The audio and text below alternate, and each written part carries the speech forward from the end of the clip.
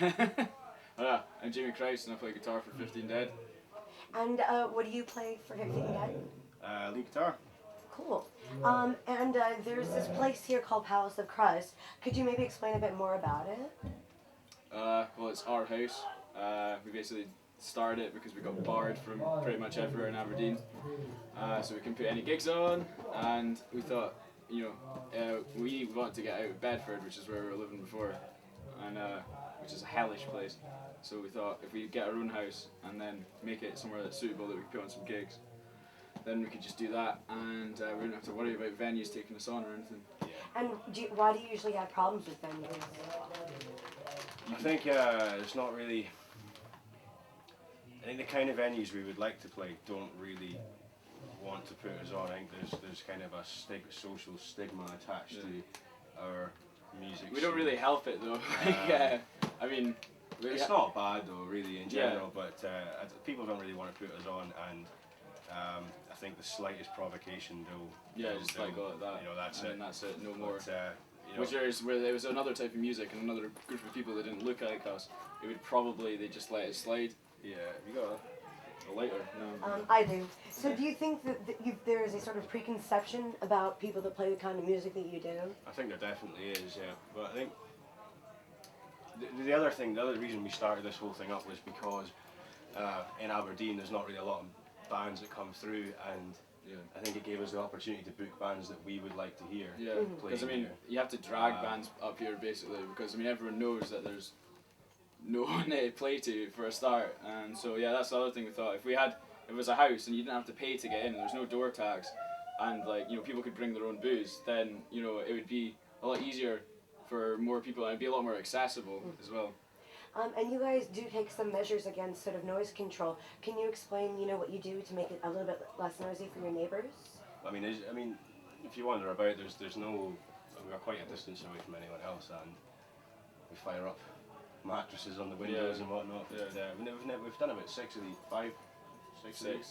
never had any absolutely nothing. If anything, wasn't there one guy leaning out his window, sort of just taking photos, drinking, and shouting at us, but in a nice way.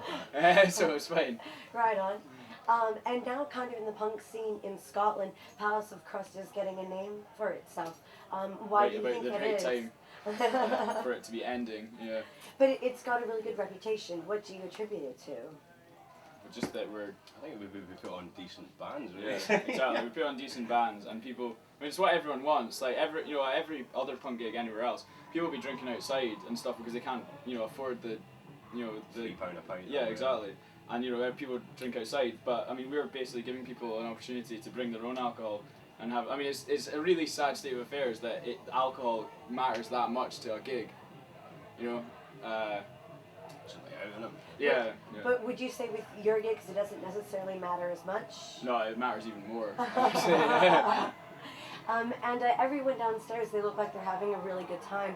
Again, what would you attribute that to? It's just a massive house party with bands playing. Atmosphere, it's just a party. Right on. And so if you guys could maybe explain what got you into this subculture. I came into it quite late myself. I grew up with a metal kind of background, playing in technical metal bands. Then I fell in with this group of people three years ago.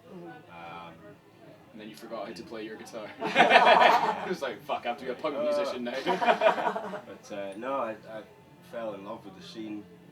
I think around the time that I got into it, I was looking for something new because I was kind of bored of the things I was listening to, and a couple of the bands I was listening to at the time had done a crossover thing with more kind of DB punk mixed with some metal and that kind of thing, like Skit System, Dark Throne, and I loved that sound, and then sort of delved further into that and found more bands that I enjoyed. Then I didn't really click with everything to do with it until I met yourself, and then you introduced me to more bands that were more to my taste. Because I mean, like when me and Ross first met, like mainly we both grew up in like black metal. Yeah. So that's like I was like me and Ross, we talked about black metal. We talked about making a black metal band for ages, and then once we and then I was like, and then we started more and more hearing like black metal / punk bands, and then I started, you know, getting Ross to hear more and more. And then obviously the more that you listen to that sort of thing, the more sort of open you are to just stuff like the Exploited and you know, like more straightforward stuff, because you're more used to the sort of just the So. But so why the punk sort of crusty scene than the black metal scene? I mean, why did you change not your persona but your focus? There is no black metal scene up here. I mean, is that why? There's two black metal bands in Scotland. There's Bar Sakareth, or however you say it, and Har, who are both really, really good. But I mean, there's no scene for it. There isn't a scene. It's not. I don't know. It's not as exciting. Like, I mean, black metal is like the type of music that you listen to alone in your room and cry. You know, like, you know, you don't. It's not like. I mean, although I love going to black metal gigs, it's not gig party music like it is. You know. It's not like Palace of Crust music. I think, you know, for me, I think right at the start, when I started going to punk gigs and things, the big difference for me was instead of seeing a group of, I don't know, say 50 teenage guys in like all in black, standing there like that, not having a good time, outwardly having a good time, yeah. and then going to punk gigs where everyone's just jumping about and having a fucking ace time. It's like, I'm in the wrong scene here. I'm having a far better time here, you know. And you mentioned jumping about, but would you say at punk gigs there doesn't seem to be a lot of actual intended violence? There doesn't seem to be a lot of injuries. Would you agree or disagree with that? Not as far as I'm aware. Yeah. I mean, people are just fanning about trying to have a good time. It's like, I mean, you always get people that are like, you know, totally going for people in the mosh pit and stuff, but it's like, if anything, they just get shunned. So I think, you know, it's just some sort of death metal gigs and some hardcore gigs and stuff, you'll always get the odd villain that's out to actually go out and hurt people. Yeah, but I think part of that's because that's what they think it is. They look at it and then they see people slamming into each other and stuff and think that that's what you're trying to do, but it's like it's more like an incidental fact of you know, dancing like that. You know, that's what you're doing. You're dancing like an idiot and you're falling into people. You're not actually, you know, going for people. And personally, as a female, I find the punk crusty scene a lot more inclusive than the metal scene. I don't know if you can comment on that, how you feel about it. I think one of the major differences I found personally in the punk scene was the DIY ethos that goes all the way through it. Everybody helps. Yeah. Everyone. Totally. Everyone makes a little bit of effort to, you know, through people putting on their own gigs, fanzines. It's encouraged, basically. Helping out with driving or lending gear, blah blah blah, all this kind of thing. Whereas I think generally, in my experience in the metal scene, that just doesn't go on at all. It's very elitist sometimes. I think punk is as well, but not in the at least it's elitist about being helpful. So how long have you guys known each other? 3 years. Yeah. Cool. And so what kind of drew you together to start a band? Handsome. We thought we could start the world's most handsome crust band. So far you've failed miserably, but You can only try. Is there a reason, a story around how it started? Just enjoyed drinking together, having a good time. A pair of hideous drunks, basically. And when we met each other, we were kind of both exactly the same terrible situation. I don't know, it took a long time for us to actually do so, to get together and play. So wait, who's that? JJ, alright, fuck. Can you, let him back in? JJ, sorry. Man, can you tell them to be quiet for just another couple of minutes? Just And, Look, Maisie wrote us a poem. oh, right, awesome. Cool. Okay, That's awesome. Can I have that back? Greg, give us a porn. Nice. Would you ask them downstairs to be quiet for like 2 more seconds? I'm Just finish it up. Can you just tell them to be quiet for 5 more minutes? Yeah, great. You were saying you were going through sort of a kind of terrible time. Yeah. Oh, it's so You don't sad. have to go into it, but so that's what bonded you guys. Well, yeah, no, we were in exactly the same situation. We met each other we came from.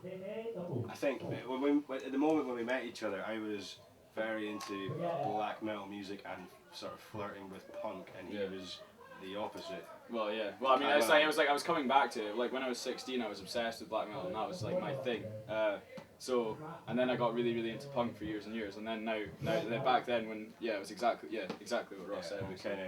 And then start. And then we were like, we need to make a band. Yeah. And we wrote our first song, and I'd been awake for 3 days on coke. But it's rubbish. So Do you still play it? well, yeah, we will be playing it tonight, but it's not I think good. that'll be the last time we Yeah, play it. probably. Right on. And Okay, sorry. thank you very much. Cheesy question.